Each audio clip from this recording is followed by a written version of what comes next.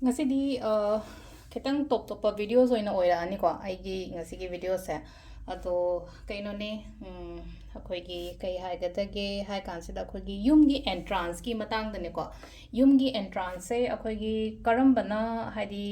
jaga khar le ko som na dum hai pe hot ke so hotok pu yo ko aina je khara budi share tok jara ke ado gyan ta bari yeng biyo gyan ta dra ko sum comment ta kai da dum hai tar dum hang biro ko hai di kamai na to buno ko no have do ko ai ngam ga di dum hanjara ke ko loina ma halakani hai badi ai shu thaja de ado if aina thengna ga di dum comment ta kai dum mai hanjara ko entrance se sai ra ga di akhoi gi yum gi changbham se oi do ne ba ko nga sai gi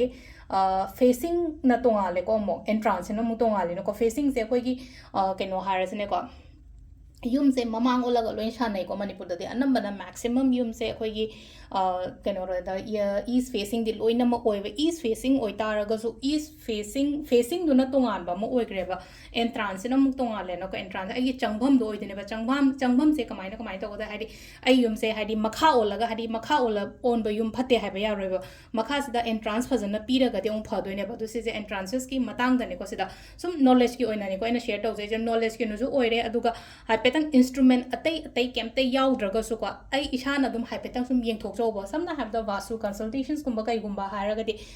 yum da la ga to bi ba khot pi ba kaina ga hara ga di se leino ko hadi loina ma effort to bangam da ba shu yawe do kitang knowledge khar di leibam di tho idana ko si se ai gi si se hadi nga sai gi entrance se chumira or chumdira ai aina phat liba jaga se thong se ko hek changmam gi thong se chu phara ga di am phare ko phatra ga na kitang kamaina to ga ta ge kho ga da ge have do adu su dum ai haijara ke ko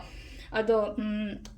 Quite first, the mamangi matang the warishana resiko. Mamangi matang the haragadi east ko. East the lane ko. Masagi east the E 1, 2, 3, 4, 5, 6, 7, 8, 8, and 32 and translate with the Shing Harakan 32 and transmin ko. East the Nipan Malay ko. South the Nipan had the East Haragadi. Mamang the Nipan lady. Makharum the Nipan lady, Maning the Nipan lady, Duga Awangum the Nipan lady ko, Mamang Haragati, East lady ko, East the Hadikano lady ko, Hadi East and Sagi, entrance Nipan lady, Duga Hadi Makharum the entrance Nipan lady, Maningum the entrance Nipan lady, Duga Awangum the entrance Nipan ko, Nipan the Luinamak Pat but the Paduina Tevasida, Magi Mapa Kra lady, but Adugi Matang the Neko, Adudanga Sai, when mainly season of Baseka Mina no Hadi अखोई protector है नमले को Heidi protector है okay compass तक कई तक थाइना ngang तो protector अदुम संग थाइने की प्रोटेक्टर उस माइना था मजेट की टाइप तो होइना को हबसे की सिगी प्रोटेक्टर सिना स्माइल तो दोइने बा अदो सिजे लेबियो हाइबसो ए हाइरो को सिजे योन बबुदी के दो ऑनलाइन दे के दे लुपा चोम जमनी गुम पिरम गद्रा हाइडी कावरे सो को अदमाइना हाइडी सि अदमाइना हाइ सि प्रोटेक्टर हम ले को प्रोटेक्टर सिगी मथक सिदा कोइना कंपास तो को ओन दोइने बा हाइडी आइगी केनो से को हाइडी फेसिंग से कदाई तागे हाइबदो आइगी थोंग मपा तो को अमाइ तरो ओन दोइने बा दो सि मैम से हाइडी सिगी इंस्ट्रूमेंट मैम से लेते ता दे कमाइना ओन गदगे हाइबे क्वेश्चन म मुला से बा आई मखादने को हाइडी फेसबुक की कमेंट आई सिगी पिक्चर से शेयर तो रखे को हाइडी सी प्रोटेक्टर से नतबी तो कई टाइप तंग उचर रखे को सी नबियो का शुकाई देखो आई सिगी केनो से पिक्चर से आई केनो दा हापके बा कमेंट सेक्शन दा आई पिन तौरा तरोंगे को सिगी पिक्चर से डाउनलोड तो बिरोस माइना आई सु प्रिंट आउट ने को लौथोइ जे को प्रिंट जे लौथो ने ना को दुगा ngसाइगी केनो हारा से ने को आईगी केनो से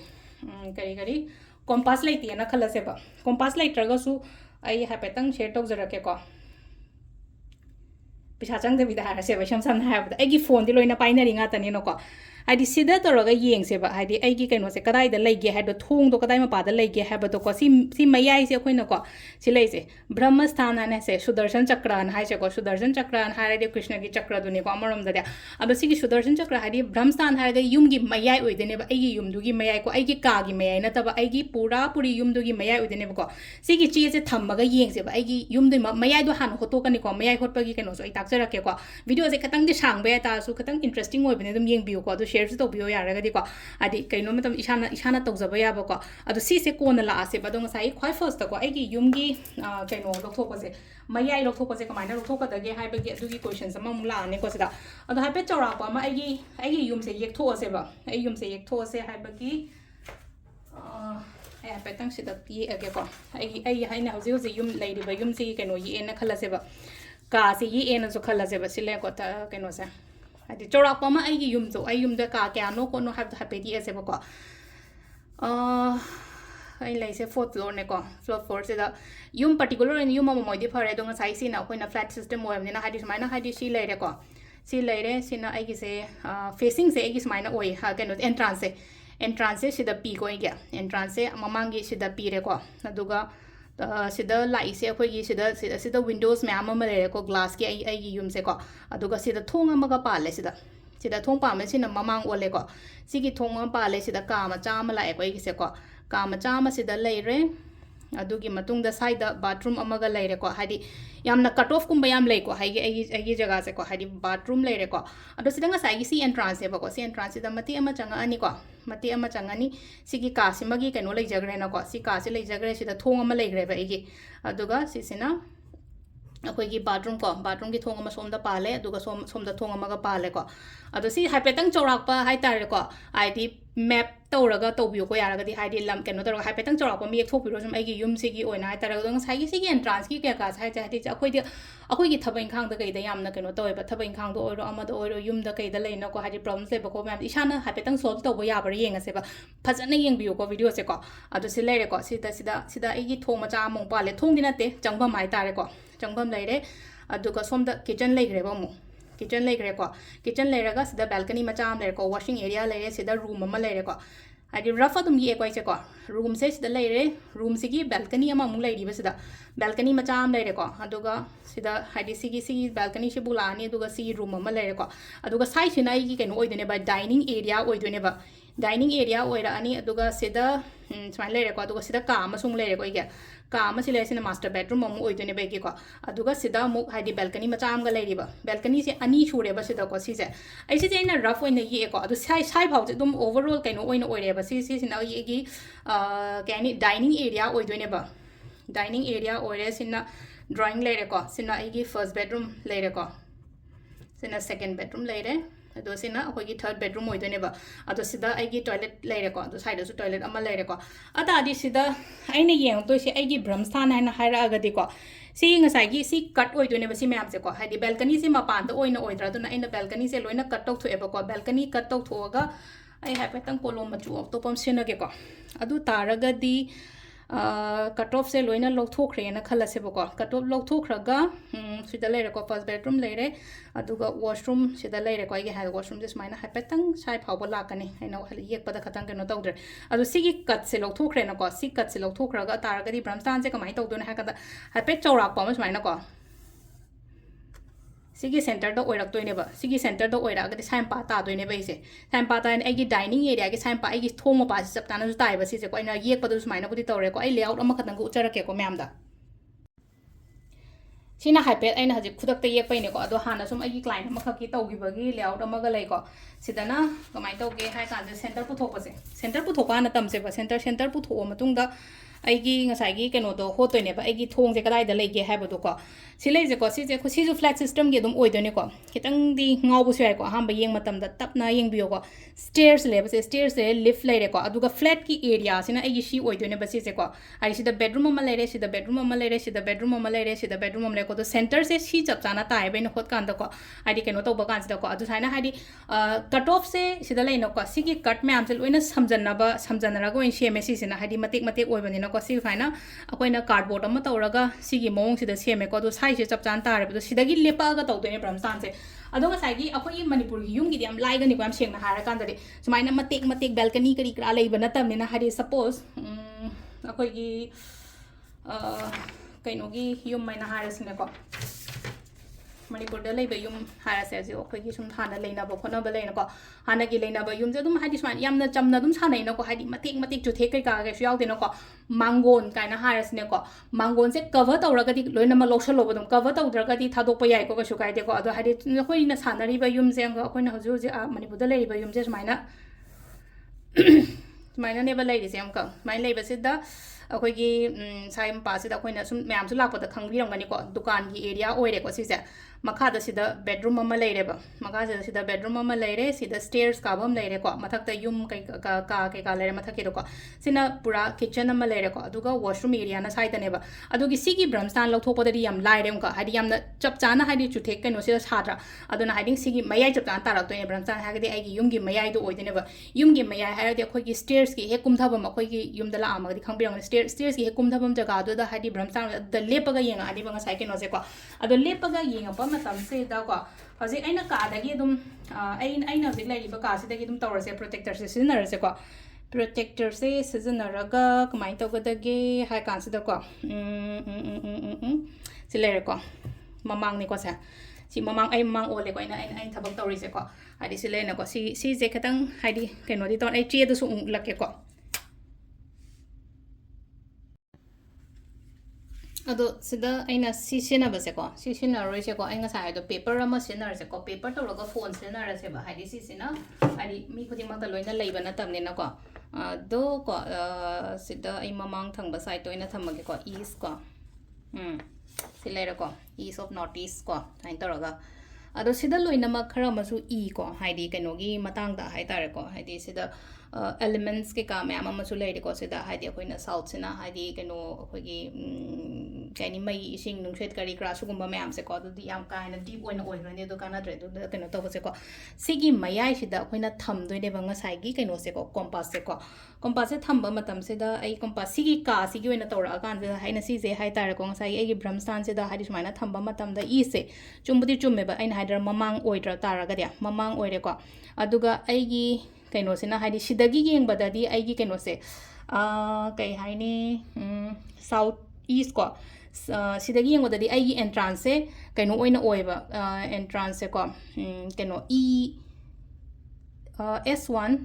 E8 and S1 oi ko haidi ai entrance thong je som da tai ba ina smani yeng pa matam da si ka si de yeng matam da aduga actual yeng ba matam da dinga sai gi ai ke entrance S3 S4 oi ba S3 S4 se yam phai ba yam na haidi entrance da man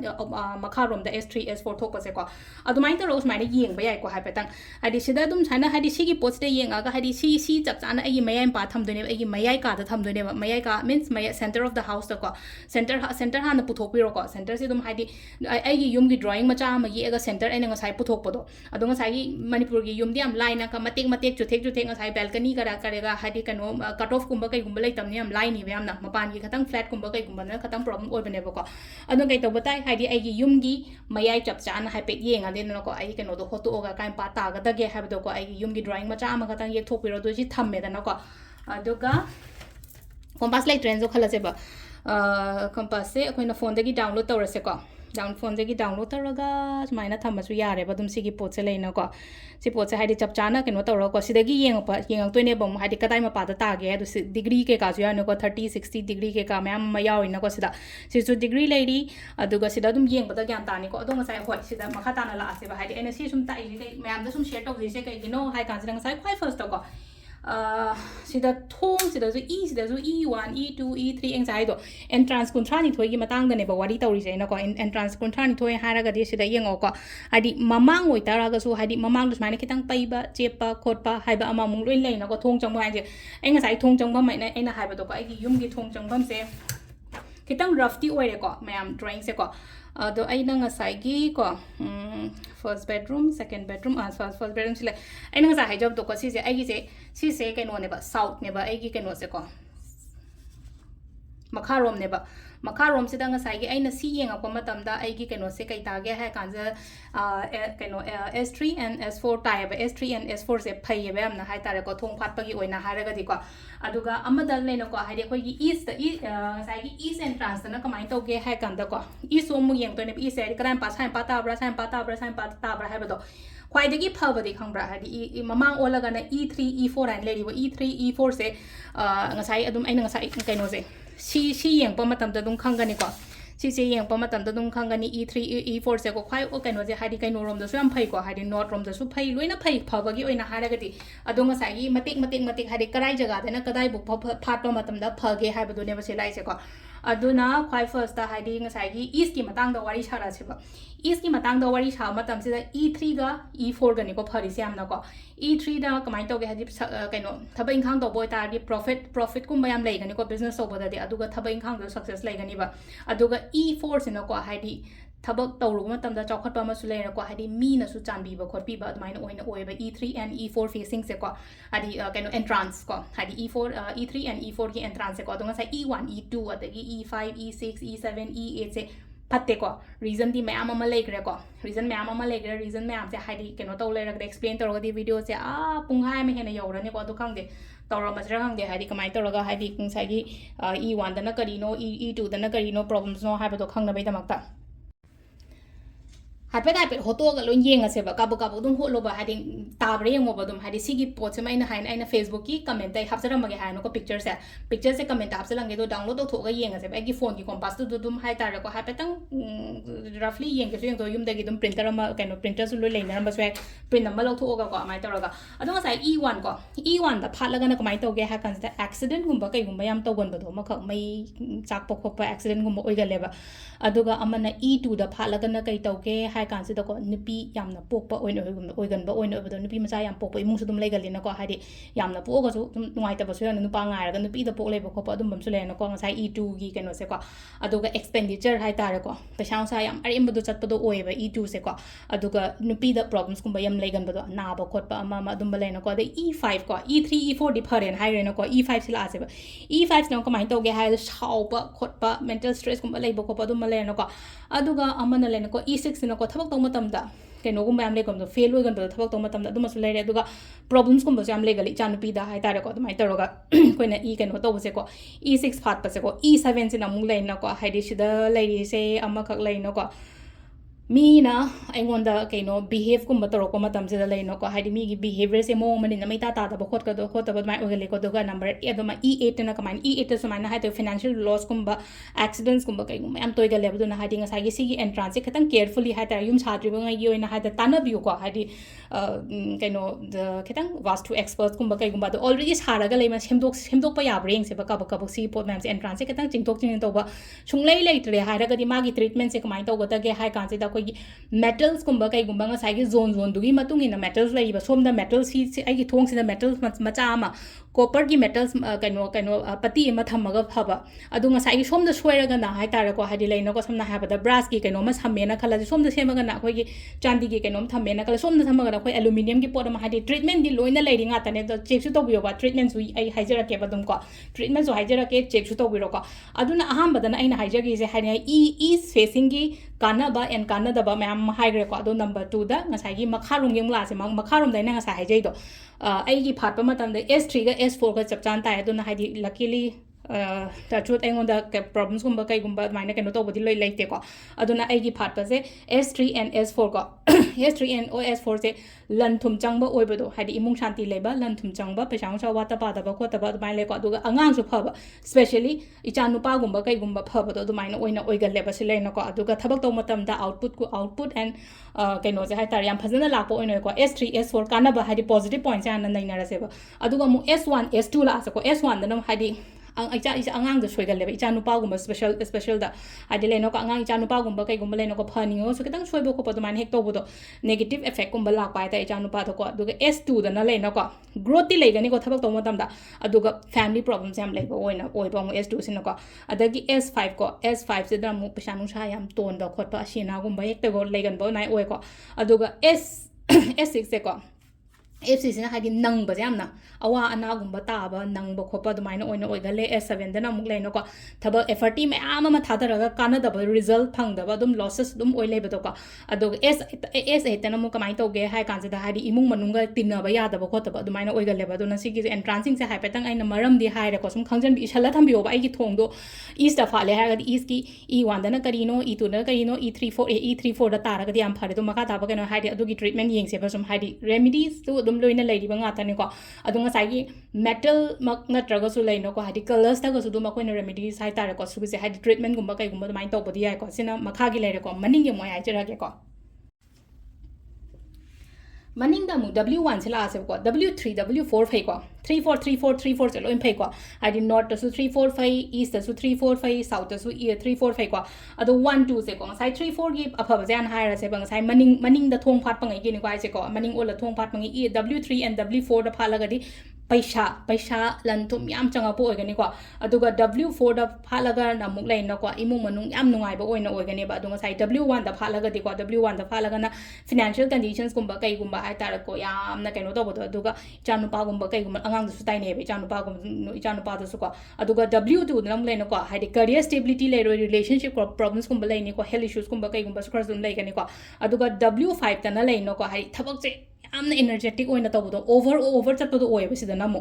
ambitious ko yam oibo over ambitious kumba oibo ko ado hakchang da kai do soi ko ado w6 na amung leino ko thabak taw matan da profit kumba leiroi depressions kumba kai kumba da main oigale ko w7 da na amu kani addictions kumba kai kumba yaugale imung manung da hadi ni sha basa cha ba ko pa ma nungai bong khang da ba do main taw ro ko aduga again hai taro w8 da su leino ko hadi na ba khot ba adum imung se nungai ta ba khot da ba main oigale ko ado w1 2 3 ngai 3 4 3 4 di loin phai ko east da su 3 4 5 south da su 3 4 5 w da kan west da su 3 4 5 ko last ki north ki ga haijara mage ko ado si so hai petang en hai je print lok thu ga petang sum roughly sum ying bio ma'am aduga last ko not ki ko not facing yum the not facing the order ga hadi not entrance ko hadi not se the entrance karam bana phage the sai hijack ko n3 and n4 ko n3 da na ko pesa hadi lots of money ai to nem ga sidan like ko aduga hai tar ko icha nupa specially phagani ko angang ngai yam phagani ko aduga lai tin yam na ningba imung gumba su oiba to ko hadi n3 n4 se ko adu n1 da na kamai tauge hai kan se ko asina gumba thokale n1 da ta ba se ma ka keno se ai gi yum gi thong se n1 da ta ba se le yum da hadi na ba sina gumba thok ko pa dai taroga adagi n2 sina ko hadi yekna ba yam ba oina oi ko hadi n2 da yum ai gi entrance se fa laga di ko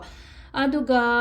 amu sida la se ko n5 ko n5 da su sida su n5 da su yam ka hai na ba ba oide aduga n6 da su lai na ko hadi relatives kumba kai gumba mari mata ga yana da ba khota ba adumai taro ko aduga kaino harasine ko n6 ko n6 su lai na ko n6 su kaino gumba se hadi na ba khot pa adum ba se dum khar pigal le ko especially nupi macha gumba kai gumba nupi da females ki gumba gumba dai taro ko aduga n7 se ko n7 se su lai na ko troubles adum lai ba do thaba inkhang to bo matam da dum lai ko n8 ko n8 se paisa gi oina di phai aduga thabak ta yamna disturb di oigani hadi bank balance di yam wang la ka da duga hadi dum disturbance dum lei ba du maina oina oigani ba adu sida lei ko ngasi gena kitang ino no bo topic di ore khara ham ba yeng ba ne khatang gyan ta da ba su oi ba su ko ai ma khata na dum atai